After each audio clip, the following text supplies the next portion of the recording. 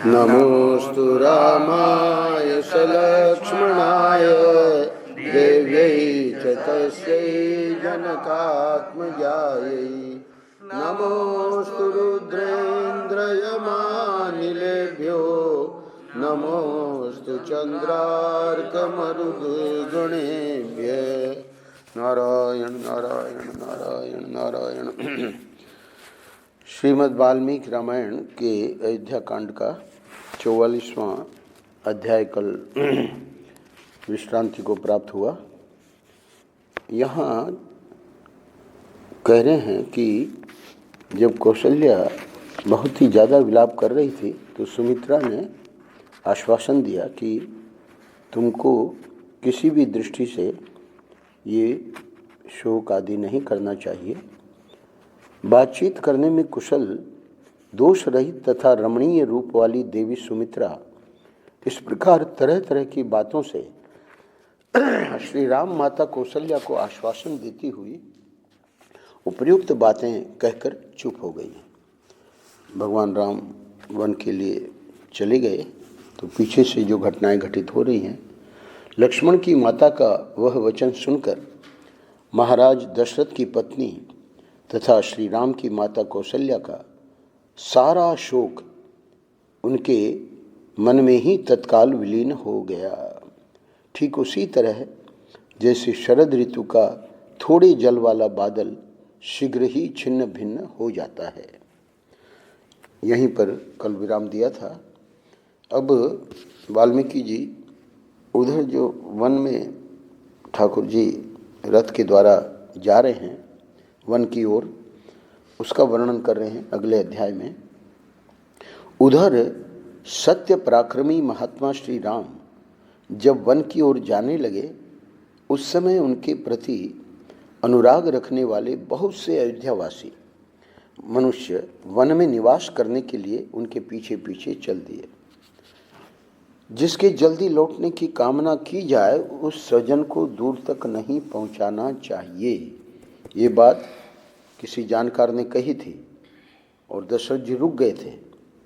तो इस रूप से बताए गए सुहृद धर्म के अनुसार जब राजा दशरथ बलपूर्वक लौटा दिए गए, तब भी जो श्री राम जी के रथ के पीछे पीछे लगे हुए थे वे अयोध्यावासी अपने घर की ओर नहीं लौटे, क्योंकि अयोध्यावासी पुरुषों के लिए सद्गुण संपन्न महायशस्वी श्री राम पूर्ण चंद्रमा के समान प्रिय हो गए थे। उन प्रजाजनों ने श्री राम से घर लौट चलने के लिए बहुत प्रार्थना की, किंतु वे पिता के सत्य की रक्षा करने के लिए वन की ओर ही बढ़ते गए। वे प्रजाजनों को इस प्रकार स्नेह भरी दृष्टि से देख रहे थे मानो नेत्रों से उन्हें पी रहे हों। उस समय श्री राम ने अपनी संतान के समान प्रिय उन प्रजाजनों से स्नेहपूर्वक कहा, अयोध्या निवासियों का मेरे प्रति जो प्रेम और आदर है वह मेरी ही प्रसन्नता के लिए भरत के प्रति और अधिक रूप में होना चाहिए। उनका चरित्र भरत का बड़ा ही सुंदर और सबका कल्याण करने वाला है। कैकेयी का आनंद बढ़ाने वाले भरत आप लोगों का यथावत प्रिय और हित करेंगे। वे अवस्था में छोटे होने पर भी ज्ञान में बड़े हैं, पराक्रमोचित गुणों से संपन्न होने पर भी स्वभाव के बड़े कोमल हैं। वे आप लोगों के लिए योग्य राजा होंगे और प्रजा के भय का निवारण करेंगे। वे मुझसे भी अधिक राजोचित गुणों से युक्त हैं, इसीलिए महाराज ने उन्हें युवराज बनाने का निश्चय किया है। अतः आप लोगों को अपने स्वामी भरत की आज्ञा का सदा पालन करना चाहिए। मेरे वन में चले जाने पर महाराज दशरथ जिस प्रकार भी शोक से संतप्त न होने पाएं, इस बात के लिए आप लोग सदा चेष्टा रखें। मेरा प्रिय करने की इच्छा से आपको मेरी इस प्रार्थना पर अवश्य ध्यान देना चाहिए। दशरथ नंदन श्री राम ने ज्यों ज्यों धर्म का आश्रय लेने के लिए ही दृढ़ता दिखाई, त्यों ही त्यों प्रजाजनों के मन में उन्हीं को अपना स्वामी बनाने की इच्छा प्रबल होती गई। समस्त पुरवासी अत्यंत दीन होकर आंसू बहा रहे थे और लक्ष्मण सहित श्री राम मानो अपने गुणों में बांध कर उन्हें खींचे लिए जा रहे थे। उनमें बहुत से ब्राह्मण थे जो ज्ञान, अवस्था और तपोबल तीनों ही दृष्टियों से बड़े थे। वृद्धावस्था के कारण कितनों के तो सिर कांप रहे थे। वे दूर से ही इस प्रकार बोले, उसको सुमंत्र को कह रहे हैं, अरे ओ तेज चलने वाले, अच्छा हाँ, घोड़ों को कह रहे हैं, अरे ओ तेज चलने वाले अच्छी जाति के घोड़ों, तुम बड़े वेगशाली हो और श्री राम को वन की ओर लिए जा रहे हो। लौटो, अपने स्वामी के हितैषी बनो, तुम्हें वन में नहीं जाना चाहिए। यूं तो सभी प्राणियों के कान होते हैं, परंतु घोड़ों के कान बड़े होते हैं। अतः तुम्हें हमारी याचना का ज्ञान तो हो ही गया होगा, इसलिए घर की ओर लौट चलो। तुम्हारे स्वामी श्री राम विशुद्ध आत्मा, वीर और उत्तम व्रत का दृढ़ता से पालन करने वाले हैं, अतः तुम्हें इनका उपवहन करना चाहिए। इन्हें बाहर से नगर के समीप ले चलना चाहिए। उपवहन यानी लौटा दो। नगर से वन की ओर इनका अपवहन करना, इन्हें ले जाना तुम्हारे लिए कदापि उचित नहीं है। घोड़ों को कह रहे हैं। वृद्ध ब्राह्मणों को इस प्रकार आर्त भाव से प्रलाप करते देख श्री रामचंद्र जी सहसा रथ से नीचे उतर गए। अब देख रहे हैं कि अयोध्या वासियों की स्थिति बहुत ही गंभीर है। घोड़ों को कहा जा रहा है, तो इसको संस्कृत में कहते हैं प्रलाप। तो रामचंद्र जी से ये सब सहन नहीं हुआ, तो सोचा कि इन लोगों को घोड़ों के कारण तेज चलना पड़ रहा है, तो स्वयं उतर गए। वे सीता और लक्ष्मण के साथ पैदल ही चलने लगे। ब्राह्मणों का साथ न छूटे, इसके लिए वे अपना पैर बहुत निकट रखते थे, लंबे डग से नहीं चलते थे। वन में पहुंचना ही उनकी यात्रा का परम लक्ष्य था। श्री रामचंद्र जी के यानी कौशल, जो जितना बड़ा जनपद है उससे बाहर निकल जाए बस। श्री रामचंद्र जी के चरित्र में वात्सल्य गुण की प्रधानता थी। उनकी दृष्टि में दया भरी हुई थी, इसलिए वे रथ के द्वारा चलकर उन पैदल चलने वाले ब्राह्मणों को पीछे छोड़ने का साहस न कर सके। श्री राम को अब भी वन की ओर ही जाते देख लोगों को लगा नीचे उतरे हैं, शायद लौट पड़े, पर अब भी वन की ओर ही जा रहे हैं। ब्राह्मण मन ही मन घबरा उठे और अत्यंत संतप्त होकर उनसे इस प्रकार बोले, हे रघुनंदन, तुम ब्राह्मणों के हितैषी हो, इसी से ये सारा ब्राह्मण समाज तुम्हारे पीछे पीछे चल रहा है। इन ब्राह्मणों के कंधों पर चढ़कर अग्निदेव भी तुम्हारा अनुसरण कर रहे हैं। वर्षा बीतने पर शरद ऋतु में दिखाई देने वाले सफ़ेद बादलों के समान हमारे इन श्वेत छत्रों की ओर देखो, जो तुम्हारे पीछे पीछे चल पड़े हैं। ये हमें वाजपेयी यज्ञ में प्राप्त हुए थे। तुम्हें राजकीय श्वेत छत्र नहीं प्राप्त हुआ, अतएव तुम सूर्य देव की किरणों से संतप्त हो रहे हो। इस अवस्था में रथ में थे तब तो रथ का ऊपर का जो था, अब जब पैदल चल पड़े तो छत्र भी नहीं है और लोगों ने छत्र लिए हुए हैं सूर्य के ताप से बचने के लिए। तो कह रहे हैं कि तुम्हें राजकीय श्वेत छत्र नहीं प्राप्त हुआ, अतएव तुम सूर्य देव की किरणों से संतप्त हो रहे हो। इस अवस्था में हम वाजपेयी यज्ञ में प्राप्त हुए इन अपने छत्रों द्वारा तुम्हारे लिए छाया करेंगे। हे वत्स, हमारी जो बुद्धि सदा वेद मंत्रों के पीछे चलती थी, उन्हीं के चिंतन में लगी रहती थी, वही तुम्हारे लिए वनवास का अनुसरण करने वाली हो गई है। जो हमारे परम धन वेद हैं, वे हमारे हृदयों में स्थित हैं। हमारी स्त्रियां अपने चरित्र बल से सुरक्षित रहकर घरों में ही रहेंगी। जहाँ शास्त्रों में ब्रह्म शब्द का प्रयोग हुआ है, वहाँ ब्रह्म परमात्मा का भी नाम है और ब्रह्म वेद का भी नाम है। तो स्वयं परमात्मा ही मानो वेद स्वरूप हैं। तो ये ब्राह्मण जो है पीछे पीछे कह रहे हैं कि जो हमारे परम धन वेद हैं वे हमारे हृदयों में स्थित हैं।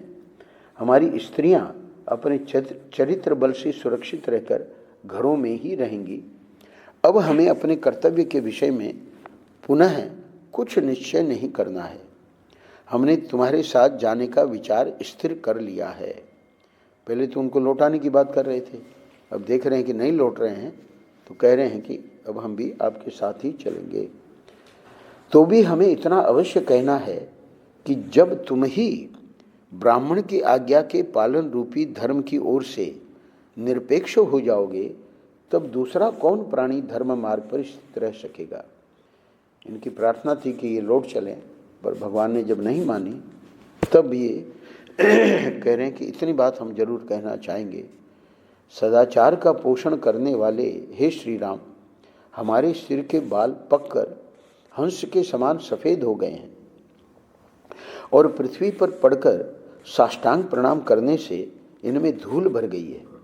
हम अपने ऐसे मस्तकों को झुकाकर तुमसे याचना करते हैं कि तुम घर को लौट चलो। अब भी कह रहे हैं। यहाँ पर इन लोगों ने, गीता प्रेस वालों ने टिप्पणी दी है कि क्षत्रिय को ब्राह्मण प्रणाम नहीं करता है, पर टिप्पणी में है वे तत्वज्ञ ब्राह्मण यह जानते थे कि श्री राम साक्षात भगवान विष्णु हैं, इसीलिए उनका श्री राम के प्रति प्रणाम करना दोष की बात नहीं है। इतने पर भी जब श्री राम नहीं रुके तब वे ब्राह्मण बोले, हे वत्स, जो लोग यहाँ आए हैं इनमें बहुत से ऐसे ब्राह्मण हैं जिन्होंने यज्ञ आरंभ कर दिया है। अब इनके यज्ञों की समाप्ति तुम्हारे लौटने पर ही निर्भर है। संसार के स्थावर और जंगम सभी प्राणी तुम्हारे प्रति भक्ति रखते हैं। वे सब तुमसे लौट चलने की प्रार्थना कर रहे हैं। अपने उन भक्तों पर तुम अपना स्नेह दिखाओ। ये वृक्ष अपनी जड़ों के कारण अत्यंत वेगहीन हैं, इसी से तुम्हारे पीछे नहीं चल सकते, परंतु वायु के वेग से इनमें जो सनसनाहट पैदा होती है उनके द्वारा ये ऊंचे वृक्ष मानो तुम्हें पुकार रहे हैं, तुमसे लौट चलने की प्रार्थना कर रहे हैं। जो सब प्रकार की चेष्टा छोड़ चुके हैं, चारा चुगने के लिए भी कहीं उड़कर नहीं जाते हैं और निश्चित रूप से वृक्ष के एक स्थान पर ही पड़े रहते हैं, वे पक्षी भी तुमसे लौट चलने के लिए प्रार्थना कर रहे हैं, क्योंकि तुम समस्त प्राणियों पर कृपा करने वाले हो। अंत में कहते हैं वाल्मीकि जी, इस प्रकार श्री राम से लौटने के लिए पुकार मचाते हुए उन ब्राह्मणों पर मानो कृपा करने के लिए मार्ग में तमसा नदी दिखाई दी, जो अपने तिर्यक प्रवाह तिरछी धारा से श्री रघुनाथ जी को रोकती हुई सी प्रतीत होती थी। वहाँ पहुँचने पर सुमंत्र ने भी थके हुए घोड़ों को शीघ्र ही रथ से खोलकर उन सबको टहलाया, फिर पानी पिलाया और नहलाया। तत्पश्चात तमसा के निकट ही चरने के लिए छोड़ दिया। अगले अध्याय में वर्णन करते हैं कि तदनंतर तमसा के रमणीय तट का आश्रय लेकर श्री राम ने सीता की ओर देखकर सुमित्रा कुमार लक्ष्मण से इस प्रकार कहा, हे सुमित्रा नंदन, हम लोग जो वन की ओर प्रस्थित हुए हैं, हमारे उस वनवास की आज यह पहली रात प्राप्त हुई है। अतः अब तुम्हें नगर के लिए उत्कंठित नहीं होना चाहिए। इन सूने वनों की ओर तो देखो, इनमें वन्य पशु पक्षी अपने अपने स्थान पर आकर अपनी बोली बोल रहे हैं। उनके शब्द से सारी वनस्थली व्याप्त हो गई है, मानो ये सारे वन हमें इस अवस्था में देखकर खिन्न हो सब ओर से रो रहे हैं। आज मेरे पिता की राजधानी अयोध्या नगरी वन में आए हुए हम लोगों के लिए समस्त नर नारियों सहित शोक करेगी, इसमें संशय नहीं है। हे पुरुष सिंह, अयोध्या के मनुष्य बहुत से सद्गुणों के कारण महाराज में, तुम में, मुझ में तथा भरत और शत्रुघ्न में भी अनुरक्त हैं। इस समय मुझे पिता और यशस्विनी माता के लिए बड़ा शोक हो रहा है। कहीं ऐसा न हो कि वे निरंतर रोते रहने के कारण अंधे हो जाएं। परंतु भरत बड़े धर्मात्मा हैं, अवश्य ही वे धर्म, अर्थ और काम तीनों के अनुकूल वचनों द्वारा पिताजी को और मेरी माता को भी सांत्वना देंगे। हे महाबाहो, जब मैं भरत के कोमल स्वभाव का बार बार स्मरण करता हूँ तब मुझे माता पिता के लिए अधिक चिंता नहीं होती। हे नरश्रेष्ठ लक्ष्मण, तुमने मेरे साथ आकर बड़ा ही महत्वपूर्ण कार्य किया है, क्योंकि तुम न आते तो मुझे विदेह कुमारी सीता की रक्षा के लिए कोई सहायक ढूंढना पड़ता। हे सुमित्रा नंदन, यद्यपि यहाँ नाना प्रकार के जंगली फल मूल मिल सकते हैं, तथापि आज की यह रात मैं केवल जल पीकर ही बिताऊंगा, यही मुझे अच्छा जान पड़ता है। लक्ष्मण से ऐसा कहकर श्री रामचंद्र जी ने सुमंत्र से भी कहा, हे सौम्य, अब आप घोड़ों की रक्षा पर ध्यान दें, उनकी ओर से असावधान न होवें। सुमंत्र ने सूर्यास्त हो जाने पर घोड़ों को लाकर बांध दिया और उनके आगे बहुत सा चारा डालकर वे श्री राम के पास आ गए। फिर वर्णानुकूल कल्याणमयी संध्योपासना करके रात आई देख लक्ष्मण सहित सुमंत्र ने श्री रामचंद्र जी के शयन करने योग्य स्थान और आसन ठीक किया। तमसा के तट पर वृक्ष के पत्तों से बनी हुई वह शैया देखकर श्री रामचंद्र जी लक्ष्मण और सीता के साथ उस पर बैठे। थोड़ी देर में सीता सहित श्री राम को थककर सोया हुआ देख लक्ष्मण सुमंत्र से उनके नाना प्रकार के गुणों का वर्णन करने लगे।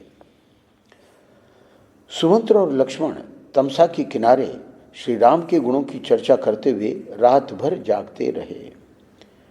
जो अयोध्यावासी हैं वे दूर हैं और इन लोगों का जो शैया वगैरह बनाई गई वो थोड़ा अलग है, और सुमंत्र और लक्ष्मण सोए नहीं। इतने ही में सूर्योदय का समय निकट आ पहुंचा। तमसा का वह तट गौओं के समुदाय से भरा हुआ था। श्री रामचंद्र जी ने प्रजाजनों के साथ वहीं रात्रि में निवास किया। वे प्रजाजनों से कुछ दूर पर सोए थे। महातेजस्वी श्री राम तड़के ही उठे और प्रजाजनों को, तड़के यानी सवेरे, प्रजाजनों को सोते देख, जल्दी सवेरे सोते देख पवित्र लक्षणों वाले भाई लक्ष्मण से इस प्रकार बोले, हे सुमित्रा कुमार लक्ष्मण, इन पूर्ववासियों की ओर देखो, ये इस समय वृक्षों की जड़ से सटकर सो रहे हैं। सभी लोग थके हुए थे। इन्हें केवल हमारी चाह है। ये अपने घरों की ओर से भी पूर्ण निरपेक्ष हो गए हैं। हमें लौटा ले चलने के लिए ये जैसा उद्योग कर रहे हैं, इससे जान पड़ता है ये अपना प्राण त्याग देंगे, किंतु अपना निश्चय नहीं छोड़ेंगे। अतः जब तक ये सो रहे हैं तभी तक हम लोग रथ पर सवार होकर शीघ्रतापूर्वक यहाँ से चल दें। फिर हमें इस मार्ग पर और किसी के आने का भय नहीं रहेगा। भगवान राम कह रहे हैं लक्ष्मण को, अयोध्यावासी हम लोगों के अनुरागी हैं। जब हम यहाँ से निकल चलेंगे तब उन्हें फिर अब इस प्रकार वृक्षों की जड़ों से सटकर नहीं सोना पड़ेगा। राजकुमारों का यह कर्तव्य है कि वे पूर्ववासियों को अपने द्वारा होने वाले दुख से मुक्त करें, न कि अपना दुख देकर उन्हें और दुखी बना दें। यह सुनकर लक्ष्मण ने साक्षात धर्म के समान विराजमान भगवान श्री राम से कहा, हे परम बुद्धिमान आर्य, मुझे आपकी राय पसंद है, शीघ्र ही रथ पर सवार होइए। तब श्री राम ने सुमंत्र से कहा, प्रभु आप जाइए और शीघ्र ही रथ जोत कर तैयार कीजिए, फिर मैं जल्दी ही यहाँ से वन की ओर चलूँगा। आज्ञा पाकर सुमंत्र ने उन उत्तम घोड़ों को तुरंत ही रथ में जोत दिया और श्री राम के पास हाथ जोड़कर निवेदन किया, हे महाबाहो, आपका कल्याण हो, आपका यह रथ जुता हुआ तैयार है। अब सीता और लक्ष्मण के साथ शीघ्र इस पर सवार होइए। श्री रामचंद्र जी सबके साथ रथ पर बैठकर तीव्र गति से बहने वाली भंवरों से भरी हुई तमसा नदी के उस पार गए। नदी को पार करके महाबाहु श्रीमान राम ऐसे महान मार्ग पर जा पहुँचे जो कल्याणप्रद, कंटक रहित तथा सर्वत्र भय देखने वालों के लिए भी भय से रहित था। महर्षि ने बताया कि बहुत छोटी नदी है, तो रथ के द्वारा ही, यानी ज़्यादा पानी उसमें नहीं है। उस समय श्री राम ने पूर्ववासियों को भुलावा देने के लिए सुमंत्र से ये बात कही, हे सारथे, हम लोग तो यहीं उतर जाते हैं, परंतु आप रथ पर आरूढ़ होकर पहले उत्तर दिशा की ओर जाइए। 2 घड़ी तक तीव्र गति से उत्तर जाकर फिर दूसरे मार्ग से रथ को यहीं लौटा लाइए। जिस तरह भी पूर्ववासियों को मेरा पता न चले वैसा एकाग्रता पूर्वक प्रयत्न कीजिए। उनके दुख को हटाने के लिए ये पूरी योजना बना रहे हैं। श्री राम जी का यह वचन सुनकर सारथी ने वैसा ही किया और लौटकर पुनः श्री राम की सेवा में रथ उपस्थित कर दिया। ये अध्याय भी यहाँ पूरा होने जा रहा है। तत्पश्चात सीता सहित श्री राम और लक्ष्मण, जो रघुवंश की वृद्धि करने वाले थे, लौटा कर लाए गए उस रथ पर चढ़े। तदनंतर सारथी ने घोड़ों को उस मार्ग पर बढ़ा दिया जिससे तपोवन में पहुंचा जा सकता था। तदनंतर सारथी सहित महारथी श्री राम ने यात्रा कालिक मंगल सूचक शकुन देखने के लिए पहले तो उस रथ को उत्तराभिमुख खड़ा किया, फिर वे उस रथ पर आरूढ़ होकर वन की ओर चल दिए। 46वां अध्याय यहाँ पूरा होता है। अगले अध्याय में वर्णन करते हैं कि इधर रात बीतने पर इनका क्या हुआ, अयोध्यावासियों का। जब सवेरा हुआ तब अयोध्यावासी मनुष्य श्री रघुनाथ जी को न देखकर अचेत हो गए। शोक से व्याकुल होने के कारण उनसे कोई भी चेष्टा करते न बने। वे शोक जनित आंसू बहाते हुए अत्यंत खिन्न हो गए तथा इधर उधर उनकी खोज करने लगे, परंतु उन दुखी प्रवासियों को श्री राम किधर गए इस बात का पता देने वाला कोई चिन्ह तक नहीं दिखाई दिया। बुद्धिमान श्री राम से विलग होकर वे अत्यंत दीन हो गए। उनके मुख पर विषाद जनित वेदना स्पष्ट दिखाई देती थी। वे मनीषी प्रवासी करुणा भरे वचन बोलते हुए विलाप करने लगे। हाय, हमारी उस निद्रा को धिक्कार है जिससे अचेत हो जाने के कारण हम उस समय विशाल वक्ष वाले महाबाहु श्री राम के दर्शन से वंचित हो गए, जिनकी कोई भी क्रिया कभी निष्फल नहीं होती। वे तापस वेशधारी महाबाहु श्री राम हम भक्त जनों को छोड़कर वन में कैसे चले गए। जैसे पिता अपने औरस पुत्रों का पालन करता है, उसी प्रकार जो सदा हमारी रक्षा करते थे, वे ही रघुकुल श्रेष्ठ श्री राम आज हमें छोड़कर वन को क्यों चले गए। अब हम लोग यहीं प्राण दे दें या मरने का निश्चय करके उत्तर दिशा की ओर चल दें। ये भी एक तरीका है। हिमालय की ओर चल पड़ते हैं मरने का निश्चय करके। स्वर्गारोहण पांडवों ने ही किया था। तो या तो यहीं प्राण दे दे और या फिर उत्तर की ओर दिशा की ओर चल दे। श्री राम से रहित होकर हमारा जीवन धारण किस लिए हितकर हो सकता है। अथवा यहाँ बहुत से बड़े बड़े सूखे काठ पड़े हैं, बहुत सारे विचार करते हैं कि कैसे अपने प्राण, तो उनसे चिता जलाकर हम सब लोग उसी में प्रवेश कर जाएं। यदि हमसे, क्यों ऐसा करना चाह रहे हैं, क्योंकि अगर लौटेंगे, यदि हमसे कोई श्री राम का वृत्तांत पूछेगा तो हम उसे क्या उत्तर देंगे। क्या हम ये कहेंगे कि जो किसी के दोष नहीं देखते और सबसे प्रिय वचन बोलते हैं, उन महाबाहु श्री रघुनाथ जी को हमने वन में पहुंचा दिया है। हाय, यह अयोग्य बात हमारे मुंह से कैसे निकल सकती है। श्री राम के बिना हम लोगों को लौटा हुआ देखकर स्त्री, बालक और वृद्धों सहित सारी अयोध्या नगरी निश्चय ही दीन और आनंदहीन हो जाएगी। गिरिशानंद जी अपनी कथा में सुनाते हैं कि नंद बाबा जब लौट आए मथुरा से तो यशोदा जी ने बड़ा उलाहना दिया। तो इसी प्रकार इनको डर है कि अगर हम ऐसे लौटेंगे तो वो ठीक नहीं है। हम लोग वीरवर महात्मा श्री राम के साथ सर्वदा निवास करने के लिए निकले थे। अब उनसे बिछुड़कर हम अयोध्यापुरी को कैसे देख सकेंगे। इस प्रकार अनेक तरह की बातें कहते हुए वे समस्त पुरवासी अपनी भुजा उठाकर विलाप करने लगे। वे बछड़ों से बिछड़ी हुई अग्रगामिनी गौओं की भांति दुख से व्याकुल हो रहे थे। फिर रास्ते पर रथ की लीक देखते हुए सब के सब कुछ दूर तक गए, किंतु क्षण भर में मार्ग का चिन्ह न मिलने के कारण वे महान शोक में डूब गए। उस समय यह कहते हुए कि यह क्या हुआ, अब हम क्या करें, देव ने हमें मार डाला। वे मनस्वी पुरुष रथ की लीक का अनुसरण करते हुए अब करें क्या, तो अयोध्या की ओर लौट पड़े। तो अयोध्या से ही रथ आया था तो उधर की ओर उनका चित्त क्लांत हो रहा था। वे सब जिस मार्ग से गए थे उसी से लौटकर अयोध्यापुरी में जा पहुँचे, जहाँ के सभी सत्पुरुष श्री राम के लिए व्यथित थे। अयोध्यावासियों ने कहा था कि बहुत से लोग यज्ञ का प्रारंभ कर चुके हैं, तो उसका अर्थ क्या है कि आप लौटिए अयोध्या, ताकि वो जो यज्ञ का प्रारंभ हो चुका है, लंबे यज्ञ होते थे अग्निहोत्री वाले जो भी हैं, तो इसलिए अंतिम निर्णय लौटने का ही रहा। उस नगरी को देखकर उनका हृदय दुख से व्याकुल हो उठा। वे अपने शोक पीड़ित नेत्रों द्वारा आंसुओं की वर्षा करने लगे। अयोध्या में पहुंच गए हैं, वे बोले, अब अयोध्या कैसी दिख रही है, जिसके गहरे कुंड से वहाँ का नाग गरुड़ के द्वारा निकाल लिया गया हो।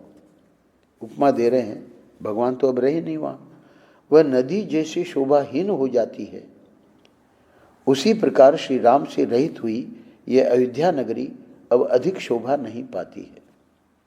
उन्होंने देखा सारा नगर चंद्रहीन आकाश और जलहीन समुद्र के समान आनंद शून्य हो गया है। पुरी की यह दुर्अवस्था देख वे अचेत से हो गए। अंतिम श्लोक में कहते हैं, उनके हृदय का सारा उल्लास नष्ट हो चुका था। वे दुख से पीड़ित हो उन महान वैभव संपन्न गृहों में बड़े क्लेश के साथ प्रविष्ट हो सबको देखते हुए भी अपने और पराये की पहचान न कर सके। 47वां अध्याय यहाँ पूरा होता है। अब स्वाभाविक है कि ये जब लौट आए तो वो जो स्त्रियां हैं वो विलाप कर रही हैं। तो विषाद, इस प्रकार जो विषादग्रस्त अत्यंत पीड़ित शोकमग्न तथा प्राण त्याग देने की इच्छा से युक्त हो नेत्रों से आंसू बहा रहे थे,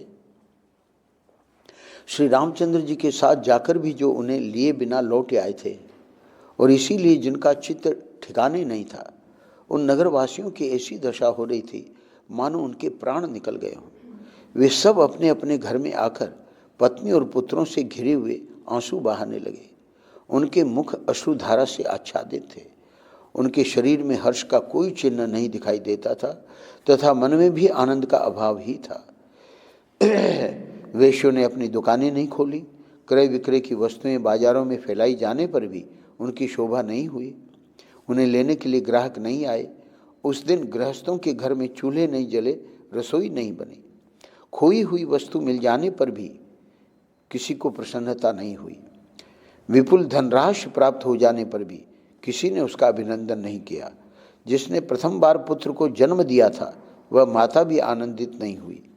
प्रत्येक घर की स्त्रियां अपने पतियों की श्री राम के बिना ही लौटकर आए देख रो पड़ी और दुख से आतुर हो कठोर वचनों द्वारा उन्हें कोसने लगी, मानो महावत अंकुशों से हाथियों को मार रहे हों। वो क्या बोली, इसकी चर्चा हम लोग कल करेंगे। नारायण नारायण नारायण। श्री राम जय राम।